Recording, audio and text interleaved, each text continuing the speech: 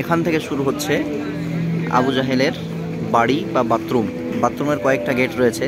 তার মধ্যে আপনাদের দেখানোর উদ্দেশ্যে একটা গেট দিয়ে আমরা ঢোকার চেষ্টা করব। আলহামদুলিল্লাহ, আল্লাহ তাআলা যাকে সম্মান করেন তাকে পৃথিবীর কেউ অসম্মানিত করতে পারেন না, আর আল্লাহ তাআলা যাকে অপমানিত করেন পৃথিবীর কেউ তাকে সম্মানিত করতে পারে না। আবু জাহেল আল্লাহ রসুলের সঙ্গে বেয়াদবি করেছে, আজকে তার পুরো বিল্ডিং, পুরো বাড়ি দেখুন এভাবে বাথরুম করে দিয়েছে।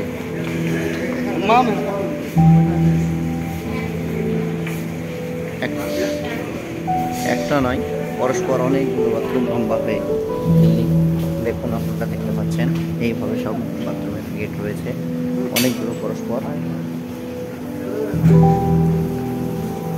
বাথরুম এবং ওইখানা তার পুরো বিল্ডিংটা এইভাবে করে দেওয়া হয়েছে।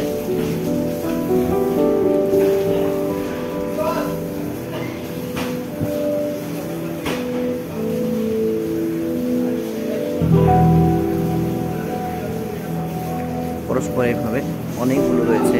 একটা গেট দিয়ে আমরা ঢুকলাম, অন্য অপোজিট গেট দিয়ে বেরোনোর চেষ্টা করছি আপনাদেরকে দেখানোর উদ্দেশ্যে।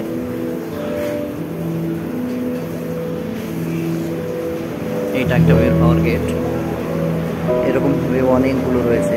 তবে আর একটা হাসির বিষয় হচ্ছে পৃথিবীর মানুষ এমনটাই আবু জাহেলকে ঘৃণা করেছে যে তার বাড়ির সামনে দিয়ে বা তার বাথরুমের পাশ দিয়ে যদি আসে তো বাথরুম না করে কেউ যায় না। এই দেখতে পাচ্ছেন লম্বা পট্টি যেটা পড়ে রয়েছে, এখানে না কম করে হলেও কয়েক হাজার বাথরুমের ব্যবস্থা করা আছে।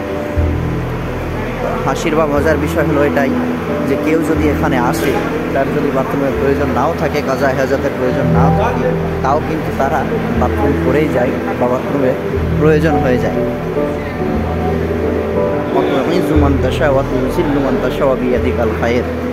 তাই আমরা দুনিয়ার চতুর্থ দিকে ছোটাছুটি করে কাজ কামের মধ্যে যত ব্যস্ত থাকি না কেন, আমরা আল্লাহকে স্মরণ করে আল্লাহর ইবাদত বন্দেগী করব। বিশেষ করে